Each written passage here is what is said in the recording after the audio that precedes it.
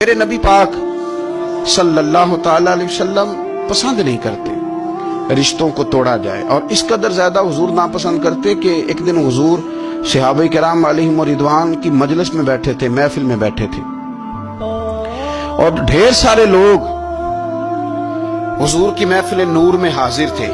نبی پاک صلی اللہ علیہ وسلم نے نہ کبھی کسی کو اپنی محفل سے نہیں اٹھایا، کافر بھی آتے، مشرک بھی، منافق بھی آتے، وہ ایک سوال پوچھتے تو جواب ملتا، 10 سوال پوچھتے تو جواب ملتا، 100 سوال پوچھتے تو جواب ملتا۔ حضور صلی اللہ علیہ وسلم کھلے دل کے ساتھ ان کو باتیں بتاتے، جس قسم کی وہ بات پوچھتے حضور اسی قسم کا انہیں جواب ارشاد فرماتے۔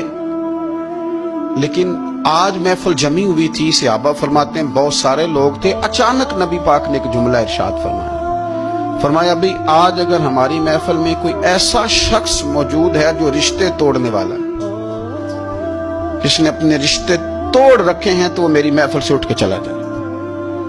گرا جو ان کی نگاہ سے وہ سنبھل نہیں سکتا۔ اگر کسی نے رشتے توڑے ہوئے ہیں، جان بوجھ کے بغیر کسی شرعی وجہ اٹھ کے چلا جائے، اس محفل میں نہ بیٹھے، اتنی بڑی بات۔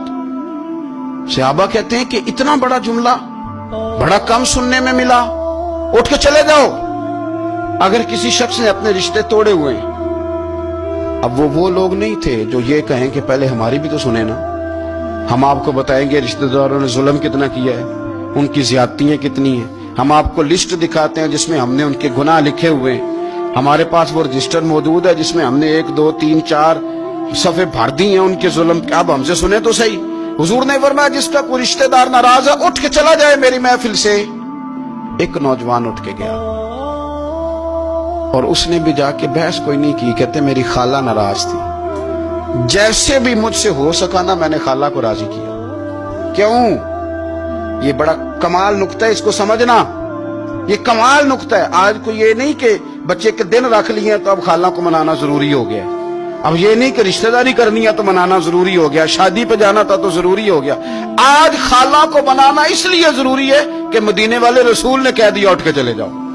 حضور کی رضا کے لیے، نبی پاک کو راضی کرنے کے لیے آج ضروری ہو گیا، ضروری۔ کریم نے فرمایا جس کا کوئی رشتہ دار ناراض ہے اٹھ کے چلا جائے، کہتے ہیں جیسے بھی مجھ سے ہو سکا، جس طرح۔